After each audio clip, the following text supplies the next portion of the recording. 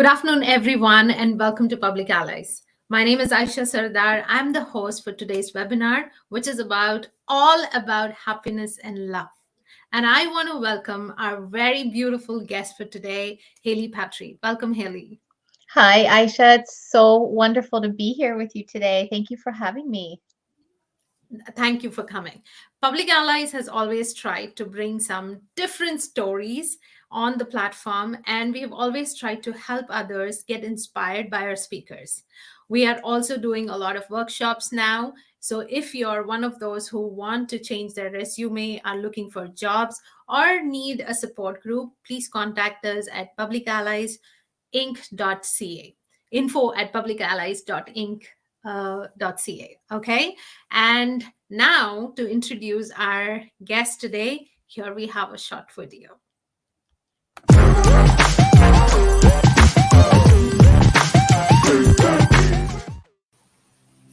Hailey Patry is a happily married mom of 3 boys, best known for her work as your true happiness coach, the marriage mentor and relationship repair specialist, as well as the happy business coach. She is a 5-time award-winning author, an international bestseller, and she has spoken for over 1.5 million audience members. Supporting students and clients in 136 countries, Hailey is passionate about helping you raise the quality of your life through her private coaching programs for couples, individuals, and companies. She believes happiness after depression, confidence despite anxiety, love after divorce, and healing after infidelity. She believes you can be wildly successful no matter what your past looks like. Hailey helps men and women who are overwhelmed by multiple problems at once to experience clarity, confidence, connection, peace of mind, happiness, and success. She helps you heal the problems that seemed impossible to fix in less than 90 days. What makes it different is that she offers unlimited urgent support in between sessions, so you are not alone when you need help the most. Hailey is the founder of the liftedlid.com, and she is dedicated to helping you live, love, and succeed happily ever after. Working with Hailey, you will love yourself, your results, and your life. Highly suggest you book your complimentary first session today. Welcome, Hailey. Wow, Aisha, thank you. Oh my goodness. You are a fast worker behind the scenes. No, but your bio was so wonderful and I like everything about it. I've heard you before, but I want our viewers to hear you. So tell me, like, where did it start? When did it start? And how did it start? Oh, I love these questions. My life as a happily married mom of 3 is one of my joys, but one of my other joys is the work that I do, coaching amazing clients in love, happiness, and success. Where it started was in my childhood, getting a taste of many forms of unhappiness. So I experienced from the age of 8 till 16 a lot of trauma, depression, 8-year battle with anorexia, and 2 suicide attempts at the age of 16. Oh, Long before things got better, it got a little bit worse, and I was violently attacked at 17, which led to cervical cancer. It is then, Ayesha, that I went on a journey to find self worth, self love, and to stop attracting so many negative experiences into my life. It's from this place that I remember what the darkness is like, that it's such a pleasure to help people find joy and lightness in their lives again. I just use my life as proof that no matter where we come from or what we've been through, we can have this defining moment where we choose to turn our lives around. And I would always say, if you know me now, it's not to know me then. So many things are different. I have yeah. now a practice teaching happiness and love, but it really comes from a place of remembering how hard it is to struggle with depression, how hard it is to watch parents who are struggling in their marriage, how hard it is to be the wife in a tough marriage. And today, in my early 40s, it's different, standing in a place of joy. It's just really different. I wish to give this path to as many others who want it for themselves. Oh, wow. Yeah, Hailey, like I said, I've known it, but each time you say it again, I feel for you and I understand what you went through. So when you say 2 suicide attempts and bad marriage, all this was because of and led to depression and anxiety. Yeah, it's interesting. I actually look at my life, Aisha, as every hard moment at the time. Now, Mhm. when I look back in the rearview mirror, they were all perfect stepping stones to lead to a very good place. I Yeah. wouldn't be able to be the kind of mom I am today, the kind of wife I am, or the kind of coach I am today had I not been through all those things. I really look at my tough childhood as the reason why I had body image issues. I Mhm. look at those body image issues as the reason I worked in the fitness industry. I look at my time in the fitness industry as the reason I met my first husband. I look at my time in that marriage and surviving domestic violence and coming out in my 20s as a single mom with a baby. I look at that experience as the perfect reason to start empowering my finances. And it wasn't until I was coming through all of those things that I met my husband, the man Yeah. behind me, and 12 years of happiness in the books, not Mhm. without their challenges, of course, like any family. Yeah. But I really look at every trauma as being a perfect stepping stone to getting to the place that we are all at now. But that's like, how you perceive things, right? That's how you Mhm. see things now. But Not how at the did you time. see things at that time? Yeah, when I was young and I was battling depression from age 8 till 16 and battling anorexia at the same time, I did not feel fortunate at that time for having the opportunity to go through trauma and survive and help others thrive. At the time, of course, I felt all the things we feel when life is hard. This shouldn't be happening to me. This isn't fair. This isn't right. This is not supposed to be my story. I can't handle this anymore. I didn't choose this. I felt all the things that we feel when an adversity or a trauma is happening. We're in shock. We're in denial. We're not surrendering to say, let the hard thing happen to me, and on the other side, it will be beautiful. Yeah. It's only with the life experience you and I have had, I can now look at a hard thing and say, I got you, hard thing. I know that on the other side of this is something beautiful. I know there's a lesson. I know there's people I can help. I don't get so scared now. But as a child, of course, I was very much under the effect of what was going on. And another very important question is, why me? Why not somebody Yes. else, right? Well, I love that question because I have an entire handout called the Why Me Inquiry. See, look at that. I love it. And I reframed it, Aisha. And so for me, the Yeah. question I now ask for myself and invite my clients to ask is why me from an empowered place? Not poor me, why me? Why is this Yes. happening? No, really like shoulders back, chest up. Why me? Why was I chosen? What am I supposed to learn? What is the pivot I will make from this? Who will I help when I come through this? Where was I asleep in my life before and this will cause me to wake up? It's a different flavor of why me, but it's so interesting. Just when we change the tone, when we're Yeah. in that victimized place of why me, why, the suffering is heavy. But when we shift the tone and say, okay, I'm sure there's a reason. Why was I chosen for this? What's the good that's coming?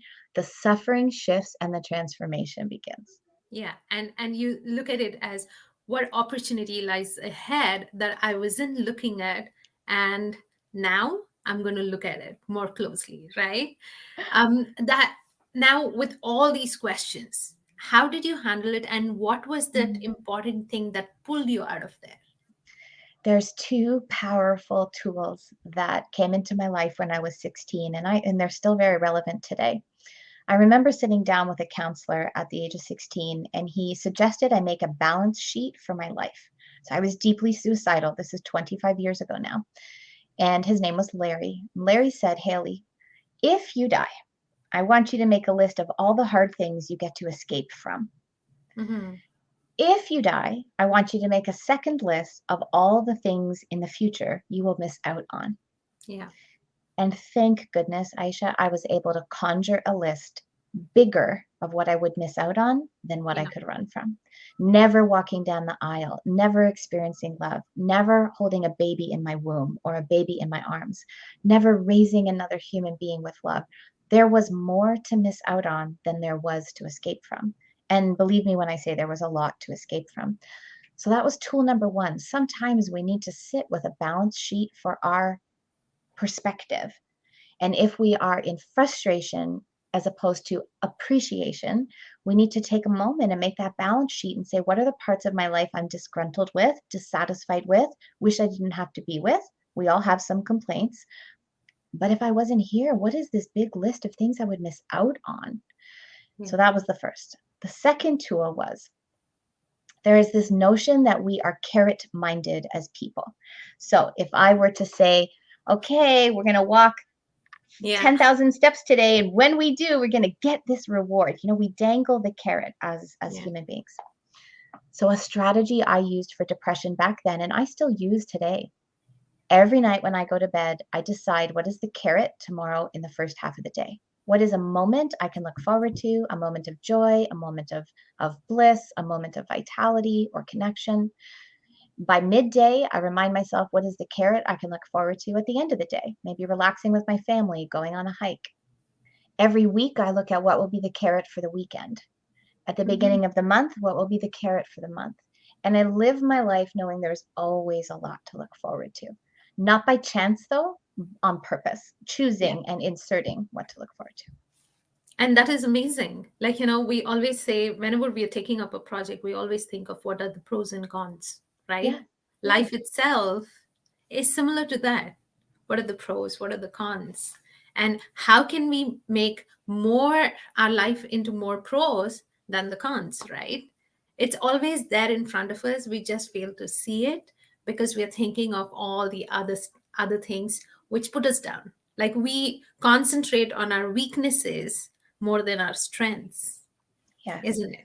Yeah. And when we're children, and when we're younger, even when we're adults, but we haven't developed our subconscious programming and our confidence, we really see our life from inside the fishbowl. So when Yeah. something is happening around us, to us, as it seems, it's hard to picture, but there are 5 questions, Ayesha, that I use with myself and with clients all the time.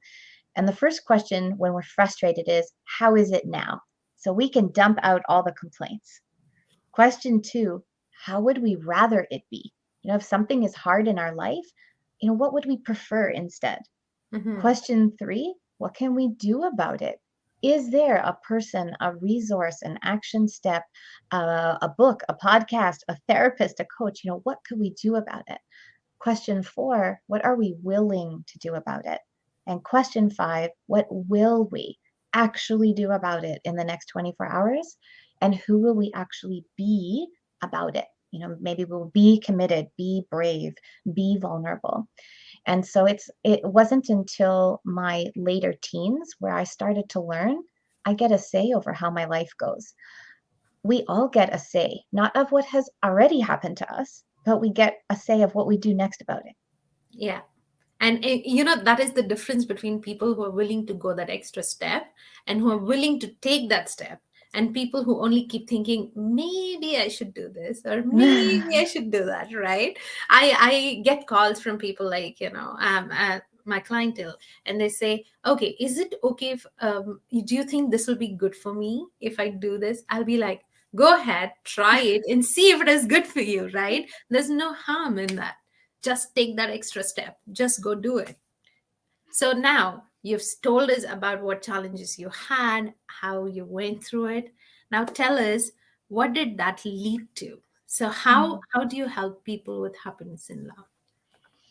When I was 17 and I was recovering from surgery, after my attack, I went live and I shared with my peer group things like abuse, depression, trauma, rape, eating disorder, and we weren't talking about it 25 years ago the way we were today. And I made an invitation to a group of my peers at that time, 25 years ago, and I said, if you feel like you have no one to talk to, you can come and talk to me. And I started running some group coaching circles. Now, Aisha, I was not trained, I was not certified, I really had no business doing that at the time. But that was a turning point in my life when I realized these painful traumas were beautiful opportunities to learn how to thrive and then learn how to help others to thrive. And so, quite honestly, it's been about 25 years of coaching, supporting, and helping. I went on to get many different certifications, including Master Coach in Radical Forgiveness, 13 health and wellness coaching designations. But my journey was the way my heart is. If it's good for me and I've learned it, I want to help you have it be good for you too. If I Yeah. know the cure for cancer, I'm not going to keep it a secret. I'm going to reach up and say, who wants it? Who's struggling? Who needs this? Yeah. And my life has really unfolded a lot of opportunities to go through hurt, find a way out, thrive again, and just come back and help people. I started my journey for self-worth at 17. I didn't realize I was a 10 until I was 30. And in that time, there was a marriage that didn't work.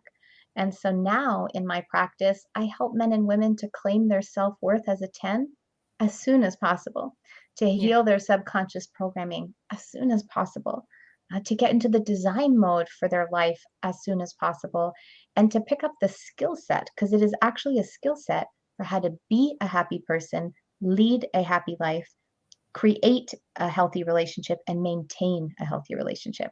And that's what I do in my practice now. It's coaching individuals, coaching couples like you. You know, our hearts are very similar. When we go through a challenge and we don't figure it out for ourselves and say, high five, I fixed me, we're good. We say, Yeah. wow, this works. If it helped me, how many other people could it help? And we come on platforms like this to be vulnerable and say, I struggled too. These Yeah. are the things that helped. They can help you as well. And that's one of the reasons I respect you so much is we both have a story, and that's why we love to help people. Yes. And, there are so many other people who can learn from that. And, happiness is something people don't desire much, I feel. Like, they feel it is material, it is attached to the materialistic things like money or, like a promotion, like this and that. But you don't realize if you're happy, all those things just keep coming to you. And what's interesting, you know, Harvard did an extensive happiness study, more than a decade-long happiness study. Hmm. And when they analyzed the data, if you look at an indigenous population that lives off the land and a wealthy population that has every material object available, their happiness differentials are not more than 10% based on the material objects themselves. The things we think we should pursue to get happiness have actually almost nothing to do with Yeah. happiness. Happiness is a state.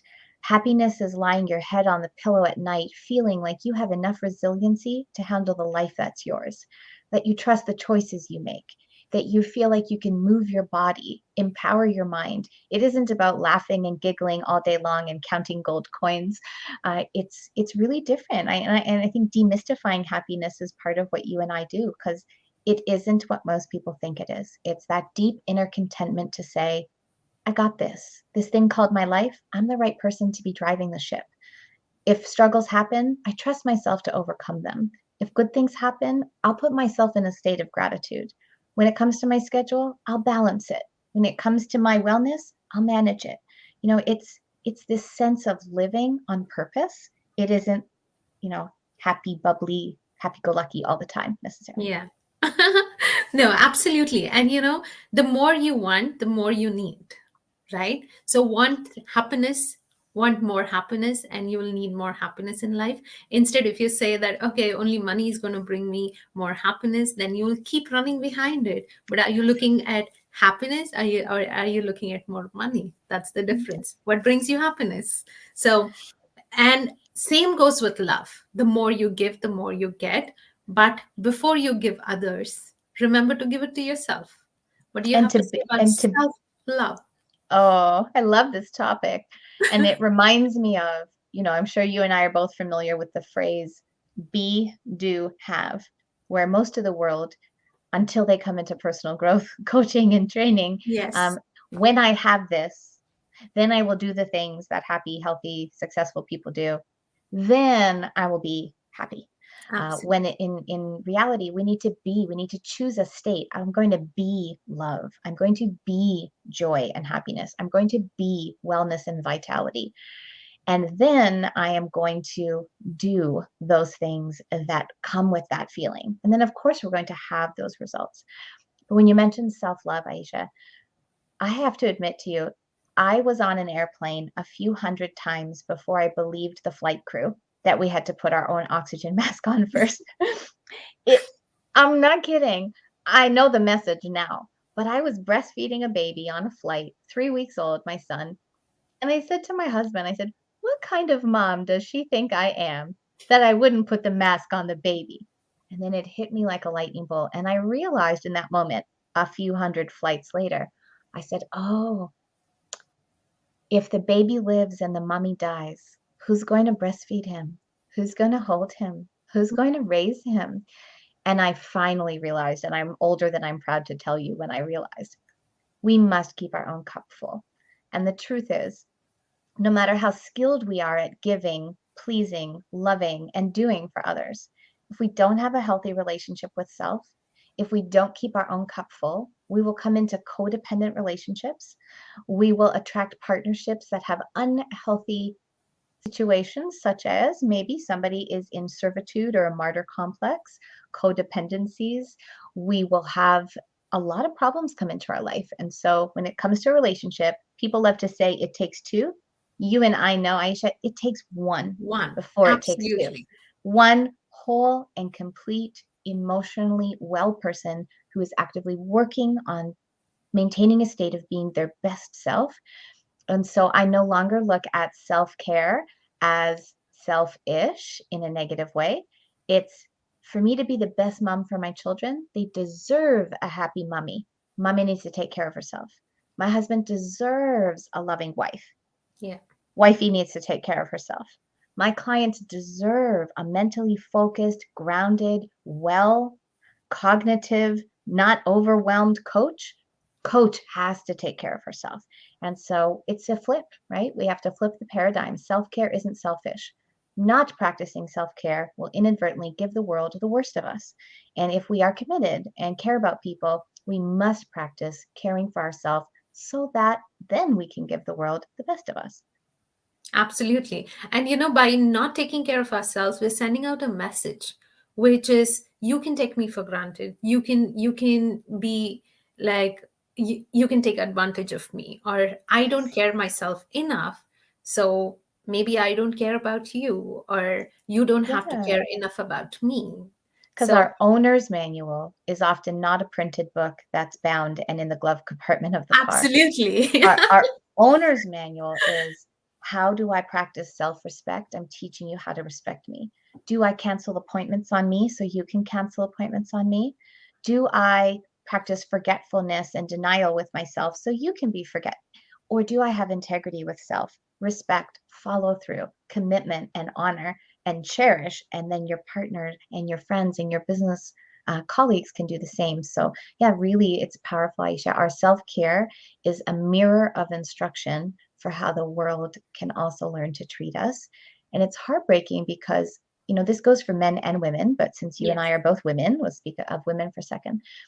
A woman who is not practicing self care is often also in a relationship where she is not being cared for. And she absolutely. believes the chicken came first. My partner doesn't care for me. I have to do everything. That's why I don't do self care.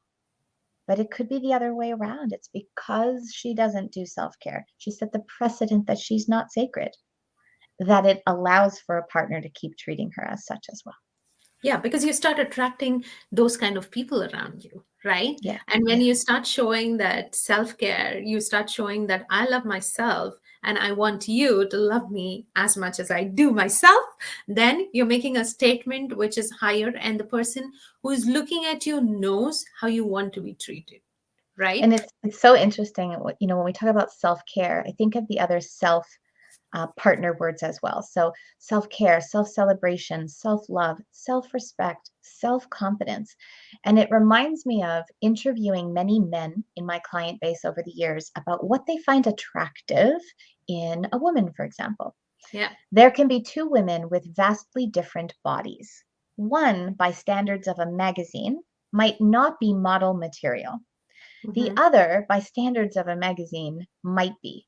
But what the men that I've surveyed have been more attracted to is the woman who is confident. And Yeah. it is not about the size of her body, the outfit she's in, it's how she carries herself.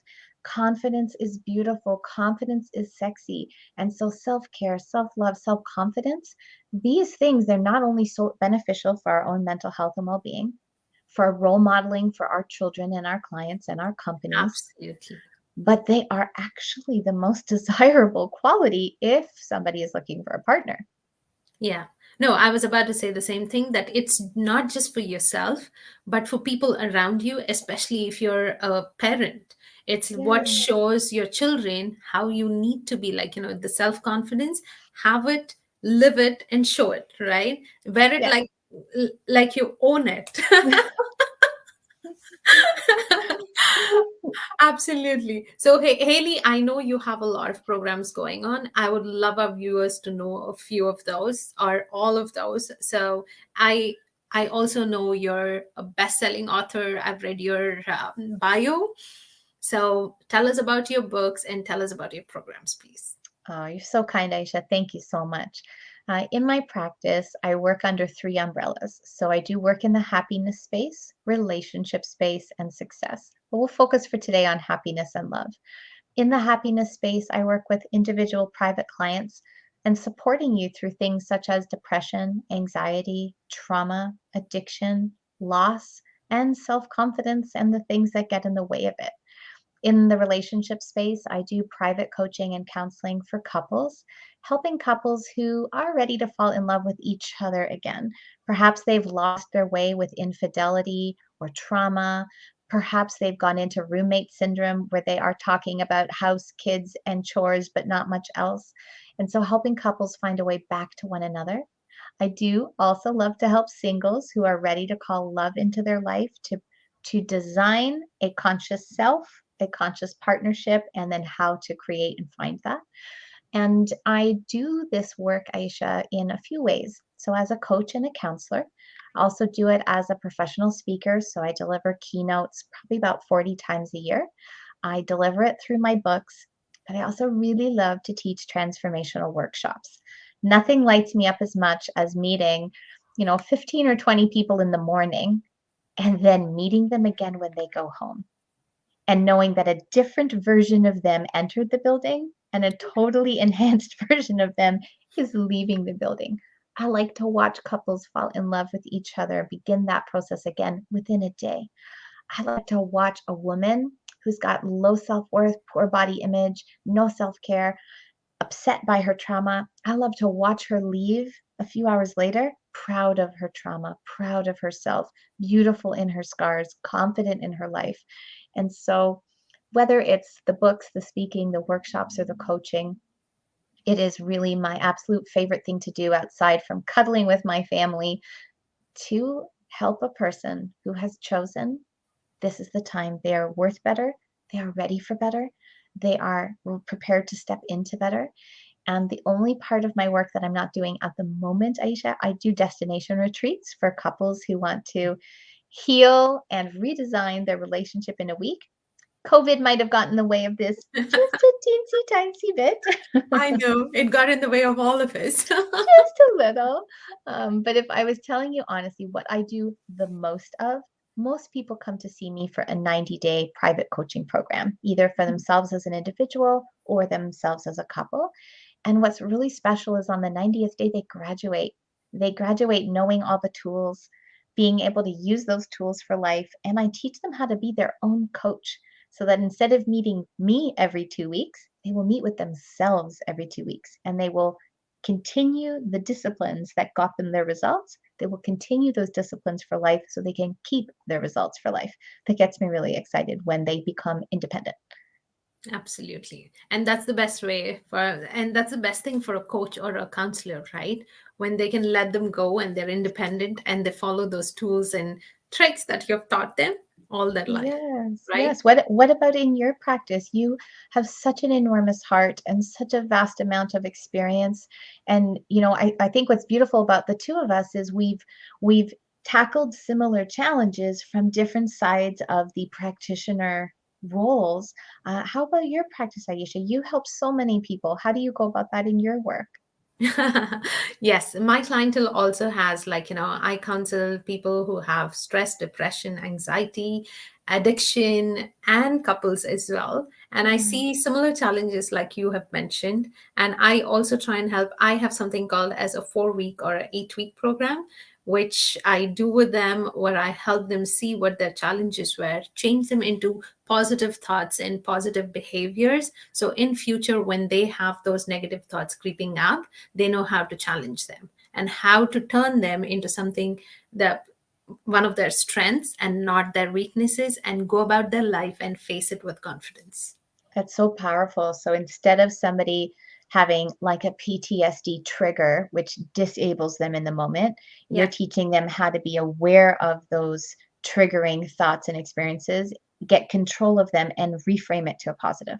Yes, because you cannot get rid of those thoughts. They're Right. always going to be there as part of your history or as your past.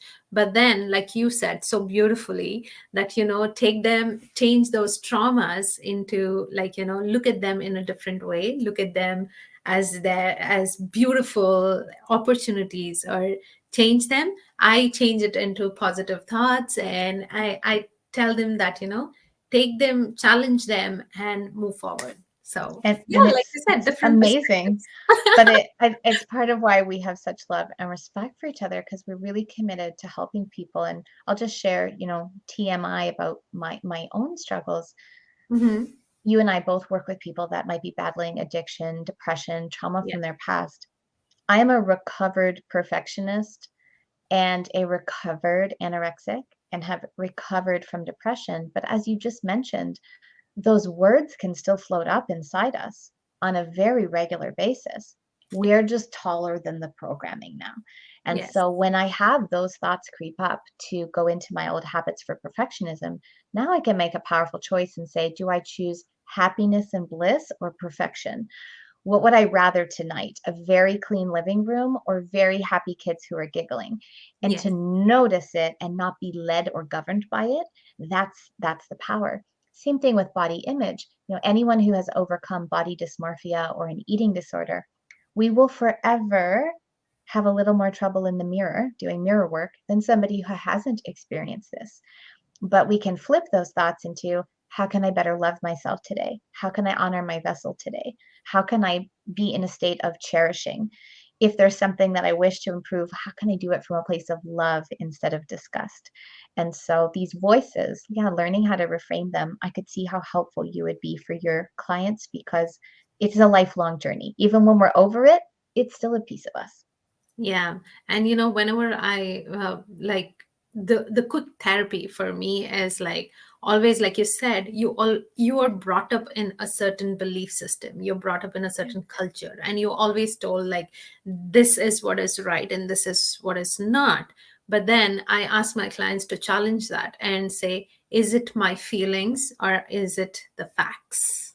Yeah. So And is it my feelings or is it someone else's some feelings? absolutely right. There you go. Because you have been doing this so often, I don't even have to explain it to you, Haley. We should just open our practices together. We We, should. we will have clients come for the double love experience. I know. And as you mentioned, like how we grew up, Yeah. it's so interesting to me because I love my parents dearly, and we have become so close as they're later in life. They are amazing grandparents. But as a child, I was raised, don't you dare say anything to anyone about nothing. Don't air your dirty laundry. Don't make people look bad. Don't talk about your problems.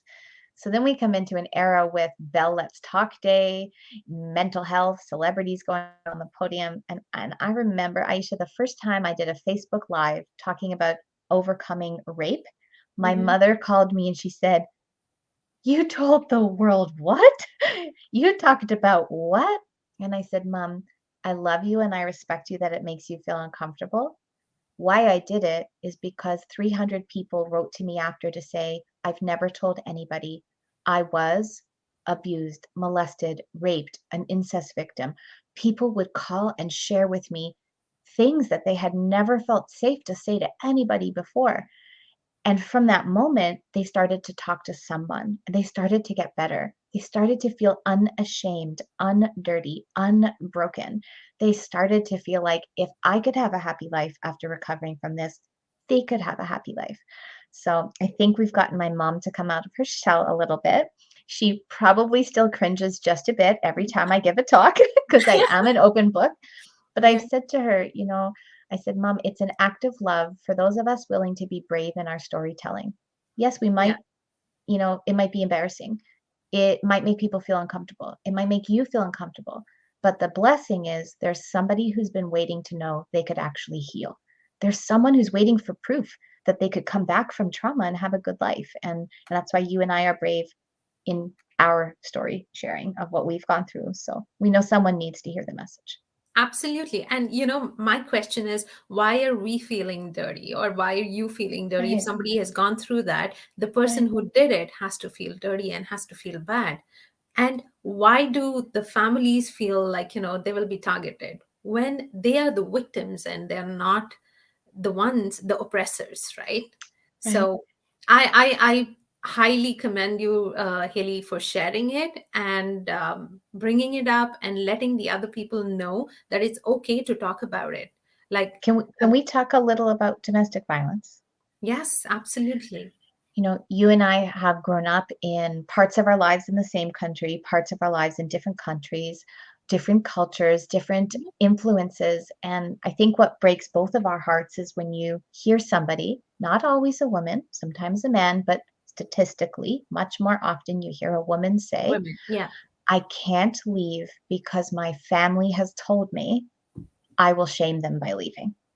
I Yeah. can't leave because in my culture, it's not allowed, or in my religion, it's not allowed, or in my community, it's not allowed. And how heartbreaking it is if we're raising sons and daughters.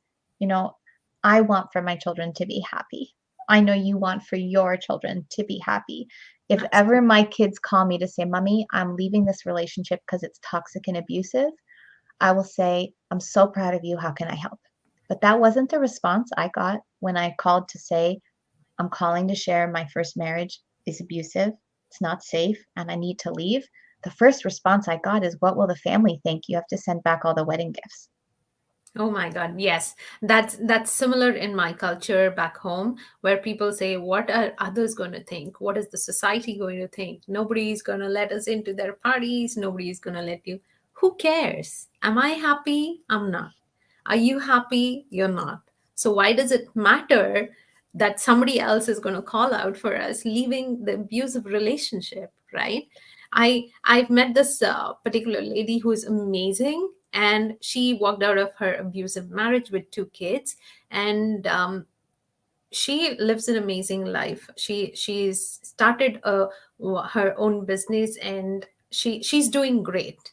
But then she still has the family pressure, where she's been told, oh, don't talk about it in the open. Don't maybe like talk in your own group or in your own group of friends, but don't bring it out.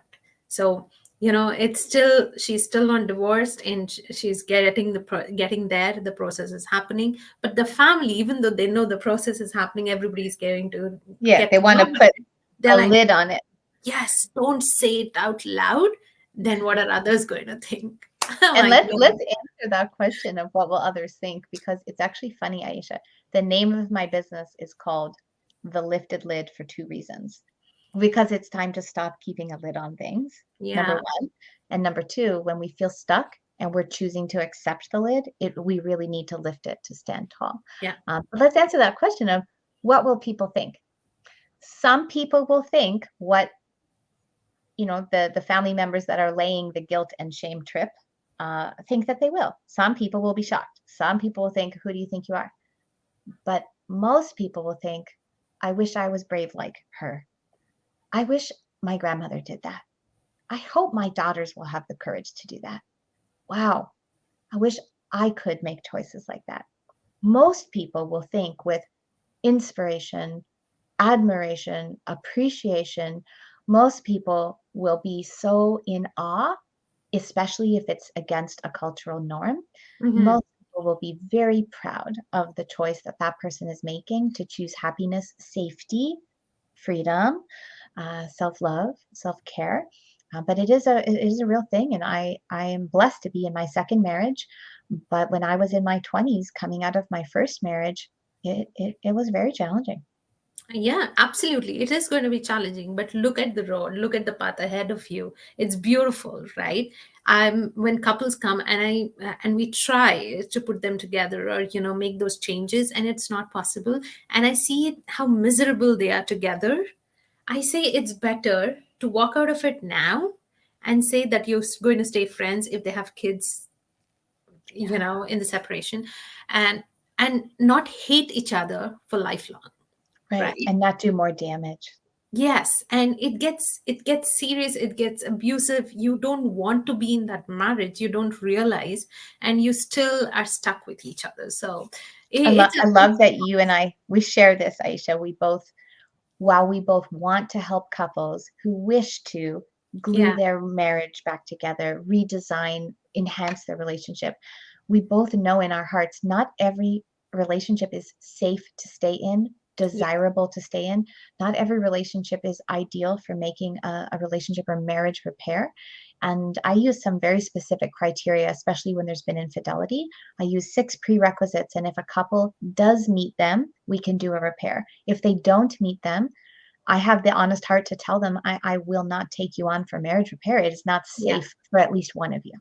Absolutely. I have like 2 sessions in the beginning where I am going to let them talk about it and see whether they're compatible to move forward or they're not. And they just call it off, or I say, okay, maybe you do it somewhere else, but I don't think it's going to work for you. Right? Yeah, because you have Yeah. integrity and I have integrity. We don't want to teach someone the skills. You can teach a couple the most brilliant skills for how to be well Yeah. in a relationship, but if you can't be self-expressed, your sexual orientation, your gender orientation, your religious or cultural orientation, there are some relationships where no amount of skills will change the fundamentals. Absolutely. And you see that, and I wish they see that. Sometimes yeah, they feel bad and they get angry, but after a year you hear that they separated or they got divorced. So you're like, okay, that was the call like that's exactly what we said. So but then, Hailey, there are so many things we can discuss and we can go on and on about, but it's been wonderful having you. If anybody wants to contact Hailey, her details are in the description. Please go ahead. She's a wonderful coach, and I thoroughly enjoyed this interview with you. And her website is www.liftedlid.com. So please, this is her website. Go ahead and check what program she has, her books, buy them, they're amazing. And thank you so much again, Hailey, for being here with us this afternoon. It was wonderful.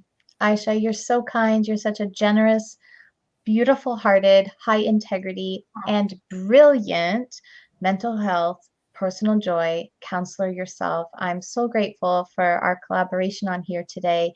If there are listeners and viewers of this show that are in a place of struggle, I encourage them to reach out to both of us.